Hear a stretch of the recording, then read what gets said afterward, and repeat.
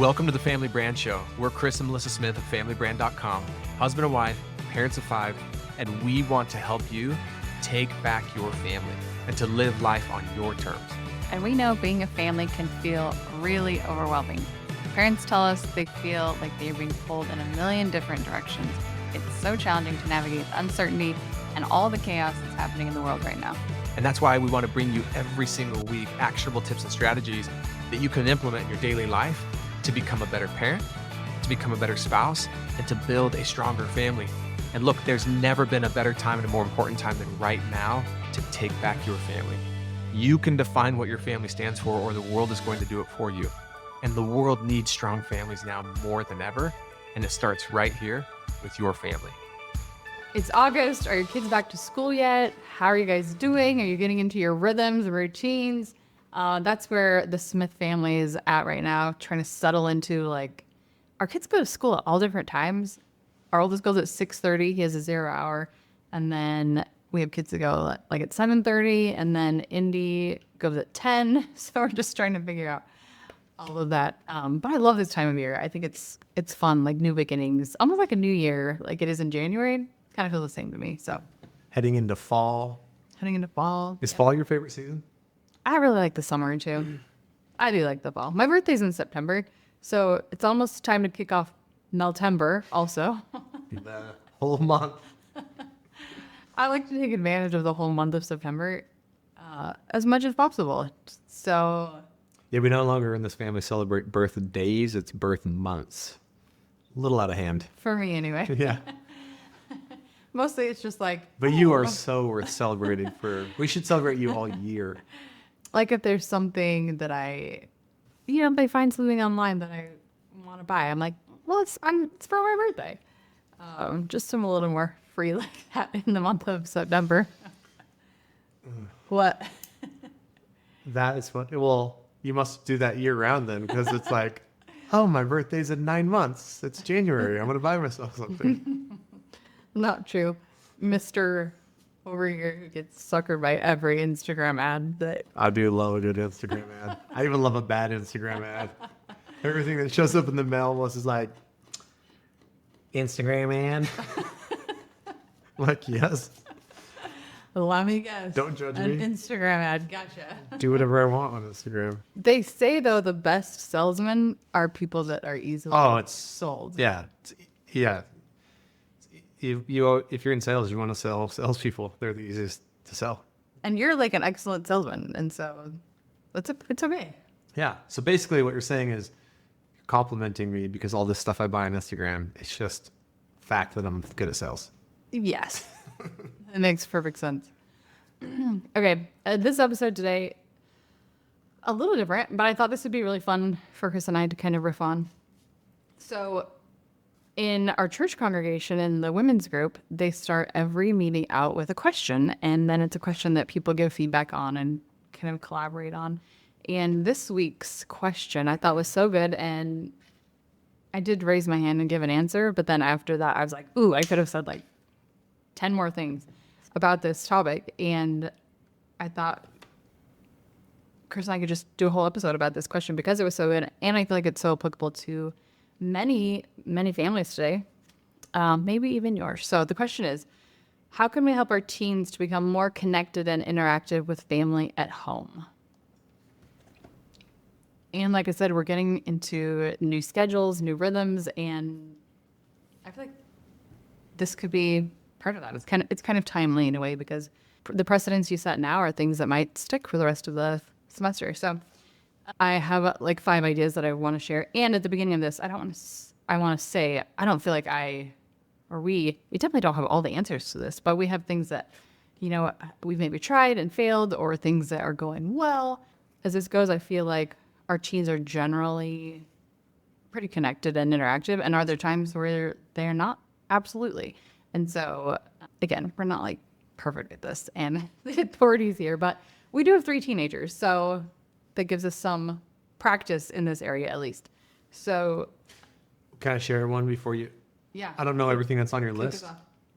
I've found lately that our 2 youngest, who are 8 and 10, interestingly, I'm just observing real time. During the day and even at night, they rarely are in their bedrooms. Because I just think at that age, they want to be out wherever everyone else is. Like if we're in the kitchen, they want to be in the kitchen. If we're in the living room, they want to be in the living room. If we're in our bedroom, they want to be in our bedroom. That's pretty natural. I've found though that with our 3 teenagers, 2 in particular, I think this is probably not uncommon. They're more likely to just kind of drift into their bedrooms.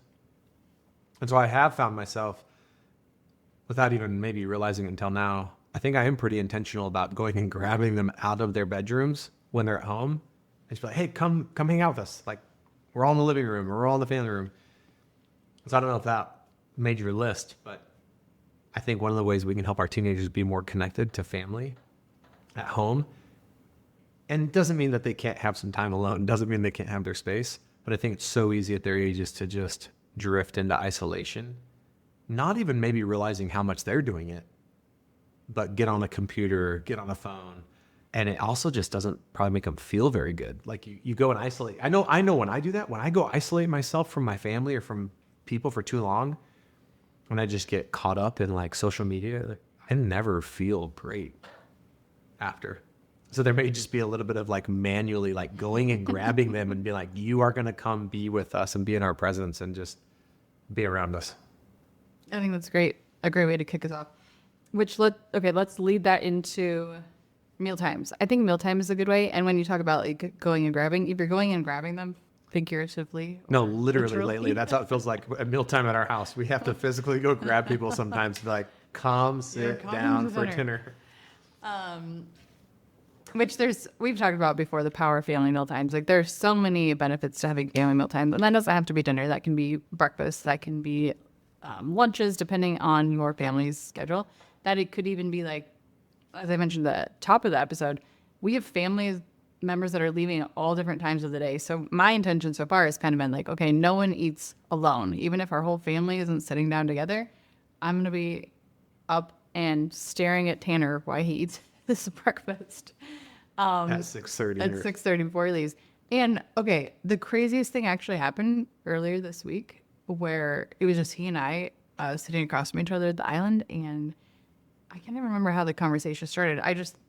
I tend to like to share like a little devotional with them as many days as we can.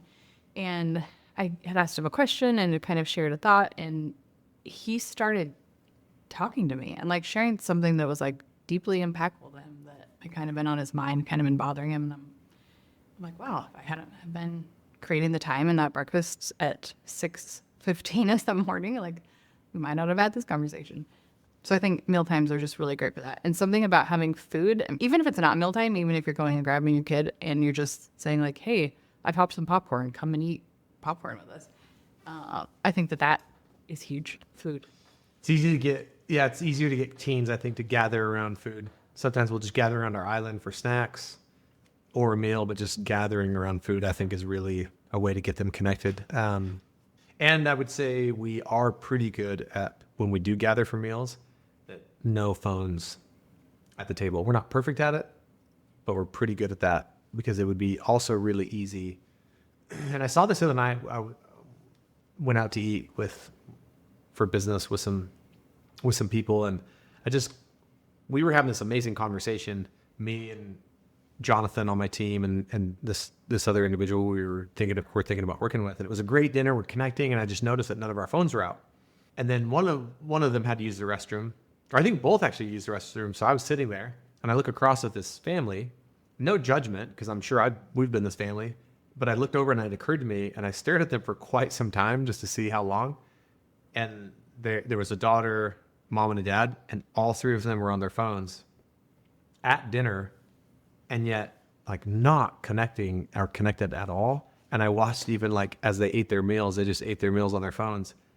Probably still some benefit in being out and sitting at the table together. And I think it's just become so easy for us to just take our phones with us everywhere. And so I would say around meals or just gathering for a snack is to as much as we can. And oftentimes I have to make sure I'm demonstrating it as a parent to just like put my phone in my pocket, like do not bring it out. Yeah. And that I was going to bring that up too. Like, and of course you can't ask your kids to do anything that you're not doing. So, and if you don't have that precedent, like, hey, let's put our phones away during dinner. Again, it's the beginning of the school year. Like, it's a natural time to start new rhythms and be like, hey, this year, let's put our phones over here on the counter during mealtime. I'll go first, and you as the parents take the lead on that. And that there's a good chance you might face some pushback, but that doesn't mean it's not a worthy cause or it's not a worthy thing to pursue. That you have meals without the phones. One other thing I'll say on mealtime, we do hear this a lot from families, and we experience this where it's like, sometimes it's like our lives are so chaotic. There's no way we can eat breakfast together as a family, even one morning a week or during the weekdays for sure. There's no way we can eat even one dinner together as a family. So to Melissa's point, making sure someone doesn't eat alone, that's probably doable. And I would say though, there's got to be one day a week that you could make non-negotiable, that we at least eat one meal where every member of the family sits down that lives in this house. Mm-hmm. And if you can't, I would say that highlights maybe something else to look at. Like how are we so overcommitted and allowed so many things into our lives where we can't have one meal that's non-negotiable that we eat together, like on a weekend or whatever it is. And I would strive, push for as many meals as a family as you can. Obviously, that's easier for us during certain seasons. Summertime, it's easy for us, and it gets a little bit different, at other times. But I would say at least find one meal that you make non-negotiable where there's no phones, there's not a single member of the family that's going to be missing at least one a week. And there's so much research. I don't want to turn this into a topic on meals. No, we can link to another podcast we've done in the past about the power of meals and the research around it. It is really, though, profound. Awesome. Okay. The next thing, well, I feel like we spent a long time on that. We'll go through these next couple a little bit faster. But another thing we like to do is check-ins, and we do two different kinds of check-ins. We do like a family check-in or a family meeting, and then we do individual check-ins with our kids. And we try and do those every week. And I have a guide on exactly how we do that. And I have little videos and everything that kind of walks you through it. If you go to familybrand.com/meeting, I'll link to that too in the show notes, but it shows you exactly how to have those meetings and how to do it in a fun way, again, where everyone is, hopefully the idea is that everyone's involved and participating and you feel like a team. Yeah. I'll say this. I think sometimes you expect, or I don't know, you think, well, it's connection, so it should feel organic and it should feel like super effortless. It's like my experience in more and more in business life, families like, no, it's not forced, but you create it to happen. Mm-hmm. You cause connection to take place. And it might feel a bit formulaic at times, but it's like, it's worth it to do that, to have the rhythm, the system, the formula of like, we're forcing ourselves to connect as a family. Totally. And so the family meetings, it's all in that guide. But then the check-ins are something that we've loved doing the last, 7+8 years, where Chris and I one-on-one or two-on-one, I guess, meet with our kids and just ask them a few simple questions. Like, it's basically like a check-in. How are you doing? What's important to you? How can we support you? Again, we won't go deep there, but definitely check out this resource Melissa's put together. It's amazing. Yeah, and it's a way that we found to really connect with the kids individually every single week. And because we have created a rhythm around it, it's something that I feel like they know is coming. They know it's like easy. There's no pressure around it. It's just like a time to talk with mom and dad and hang out for a minute. Okay, another idea, if you are... Again, the question is, how can we help our teens be more connected and interactive with our family at home? Another idea that I had is kid dates. And that's not necessarily at home, but I think that's the idea of kid dates, which we're not as consistent with this one, honestly. We strive to be, but we would like to take our kids out just one-on-one for a few minutes, like once a month, and just like go get an ice cream or go, and when they were littler, we would go feed the ducks, maybe go on a bike ride, just something really simple for a few minutes where it's just one parent and one child and you're just hanging out. We found that kids seem to open up a little bit easier when it's just one-on-one, and also when you're just like doing something different. You're just not in the normal rhythm of life. What would you add to that? Yeah, there's no time for a child like one-on-one time. There's just magical to them, I think. And I think it signals to, I don't know if there's anything you could do as a parent for a child that sends a stronger signal that, hey, I care about you, I'm interested in you, I value you, I see you, than I'm going to spend one-on-one time with you.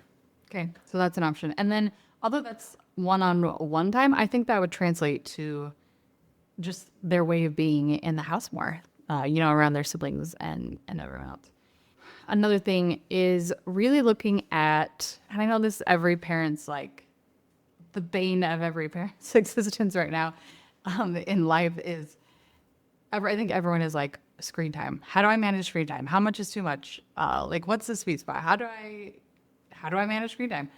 And that might be something to look at too. If you feel like your kids are not connected, not interactive, like Chris mentioned, if they're away in their room a lot and they're on their phones, maybe it's a question of screen time. And how do we encourage them to, depending on how old they are, maybe it's like setting different parameters on their phones, or maybe if they're getting older and it's like, okay, it's time to start transitioning into their own regulation of their screen time, then it's, hey, let's talk about this. And maybe there's an app we can install that monitors your screen time, or what are your goals with your screen time? Really talking them through, because I think sometimes it's hard for even the kids themselves to realize like how much time they're spending on screens and how that's impacting them in their interactions with friends and at home, and they need a little help. And that looks different again depending on the age of the kid, but I think as parents that could really contribute to them being more connected and interactive at home.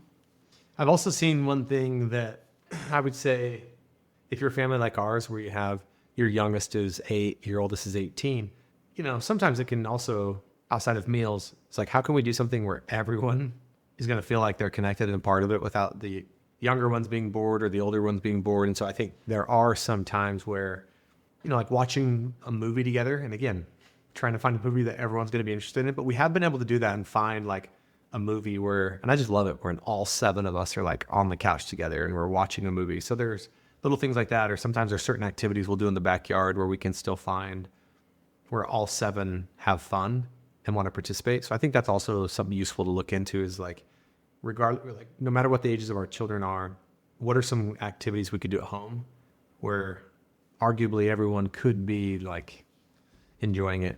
I think it's worth investing in, putting some thought into that, because it won't just happen on its own. Yeah, that's a great point. One other, we haven't been doing this at home, but randomly, we've started bowling lately. And I feel like bowling That's another one. has been really good because, our 8-year-old enjoys it. Our Tate's been gone over the summer, so he hasn't bowled with us yet. But our 16-year-old enjoys it. But it's taken like some real effort to coordinate schedules and be like, okay, guys, when can we all go bowling? Especially like with our teenagers.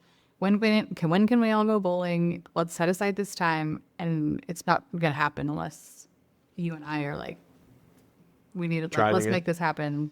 How can we make this happen? Yeah, and I also don't want it to, now that you say that, I don't even, like, the question is, how can we help our teens be more connected and interactive with family at home? I would even remove the at home for me. I mean, yes, at home, but like, just because I even think like something that would be really cool for a family is you go on a hike together.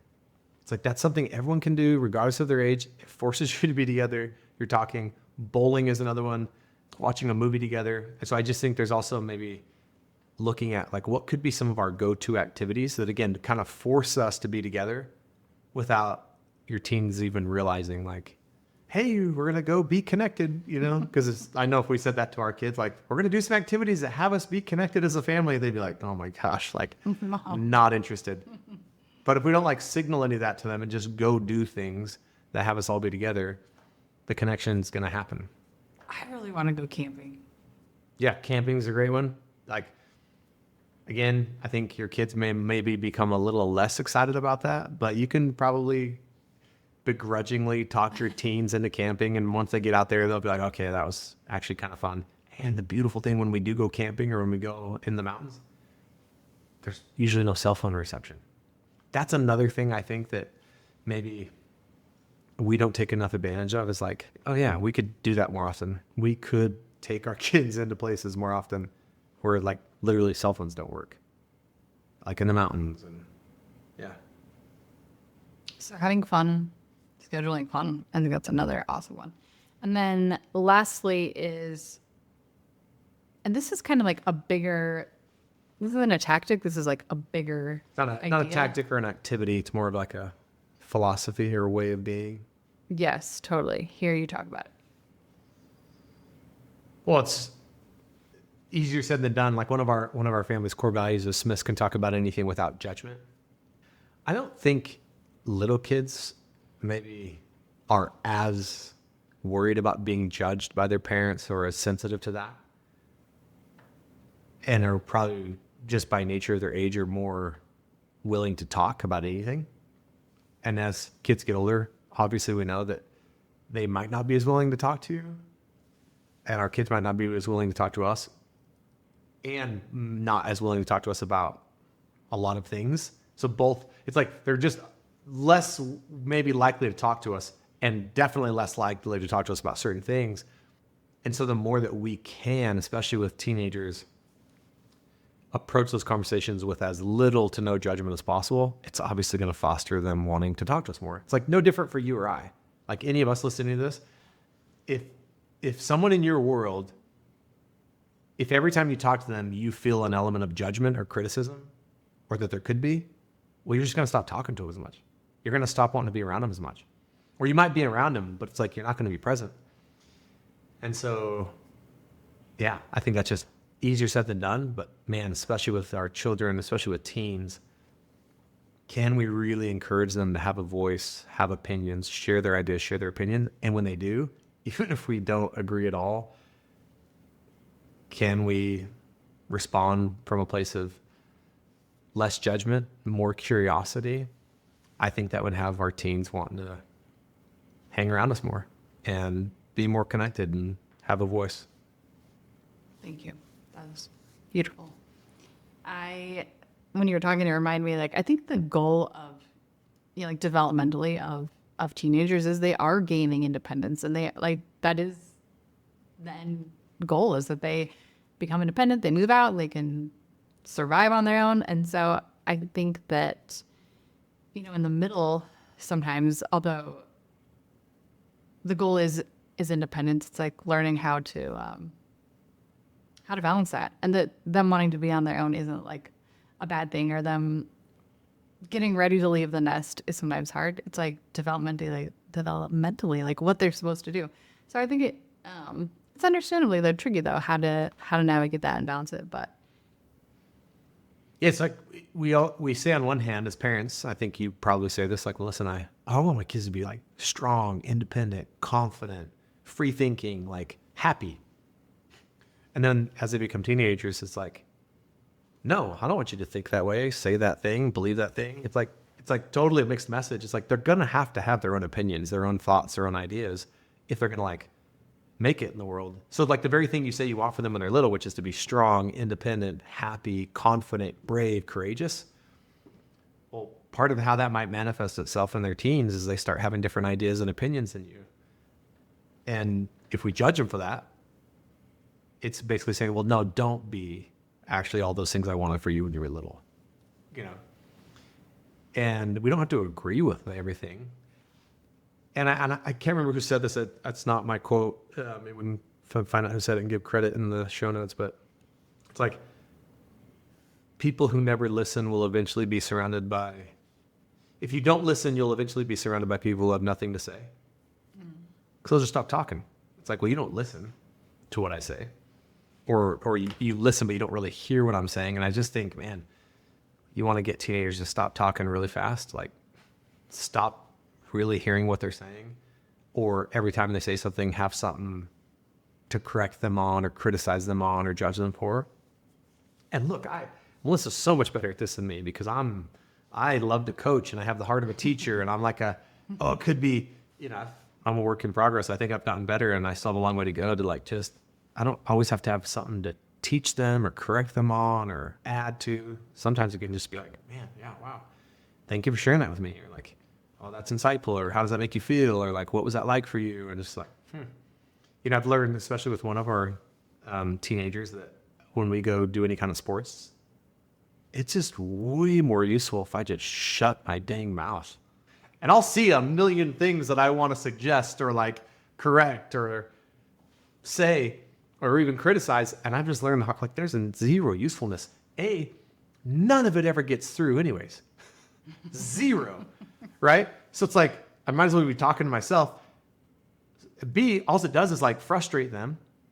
And then Frustrate me.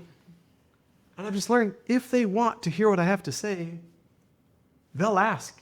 And oh my gosh, it's hard, but it's gotten easier, and I've actually realized it's actually more enjoyable, you know. And so, yeah, just lessons that I'm trying to learn. When you said earlier, I'm a work in progress, as am I, as are you listening.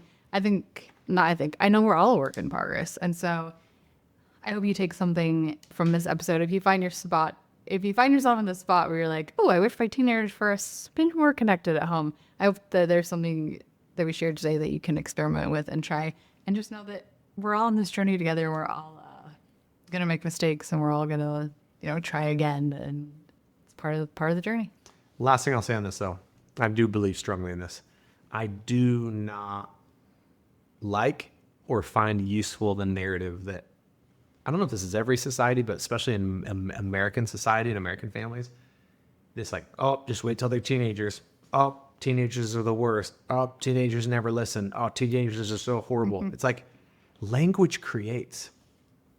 So it's like, is there any usefulness in any of that? Is there any usefulness in me sitting around complaining about my teens or saying how horrible they are, or all the teenage years? It's like, no. And are we also like ignorant or naive? No. Like, yeah, when you become a teenager, you know what it's like. Yeah, there are more challenges socially, physically, hormonally.